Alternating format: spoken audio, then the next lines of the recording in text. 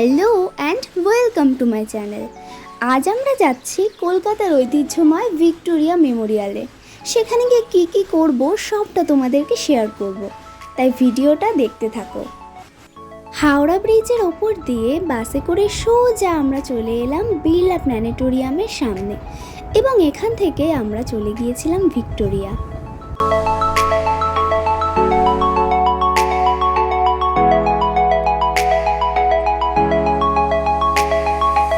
বাইরের কিছু সুন্দর দৃশ্য দেখার পর আমরা ভিক্টোরিয়ার ভেতরে যাই।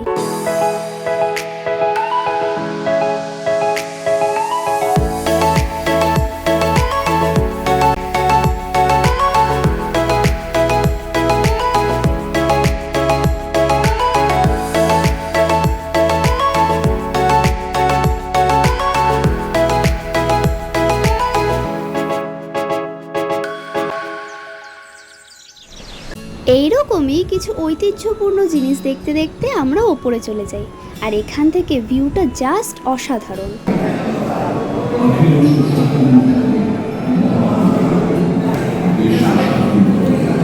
আর এখানে নিজের ল্যাঙ্গুয়েজ সিলেক্ট করে কানে হেডফোনটা পরে নিলে বিভিন্ন ইনফরমেশন সম্পর্কে নলেজ পাওয়া যায়।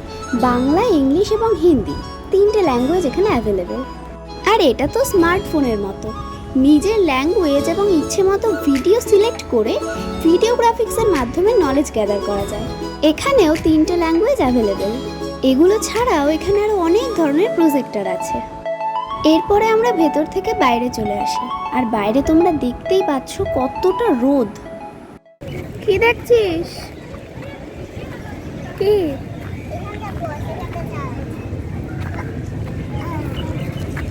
হাঁপিয়ে গেছো?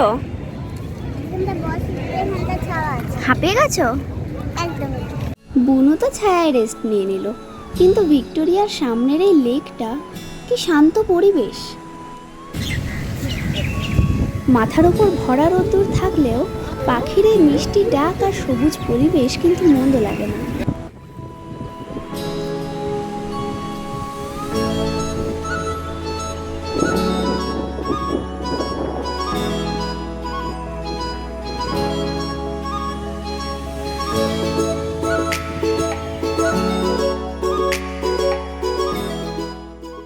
গরমে লেকটার পাশে মা তো নিচেই বসে পড়েছে, ওদিকে পাপাই, বুনু সবাই বসে পড়েছে, চারিদিকে সবাই বসে আছে।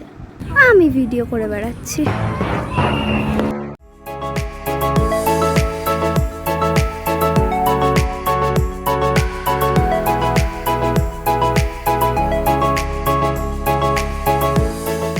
তবে এই গরমেও কিন্তু বুনুর এনার্জির কোনো ঘাটতি নেই, ও দৌড়ে চলেছে।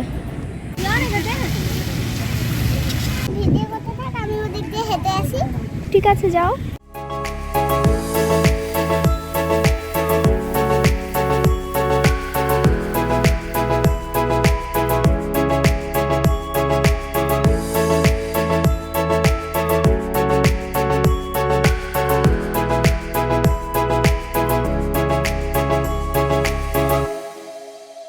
ওভারঅল ভিক্টোরিয়া মেমোরিয়াল খুবই সুন্দর একটি জায়গা।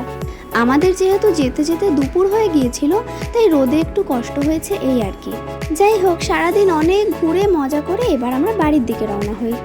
এরপর শিয়ালদা স্টেশন থেকে ট্রেন ধরে সোজা বাড়ি চলে আসি। ভিডিওটা ভালো লাগলে লাইক, কমেন্ট, সাবস্ক্রাইব করে দিও।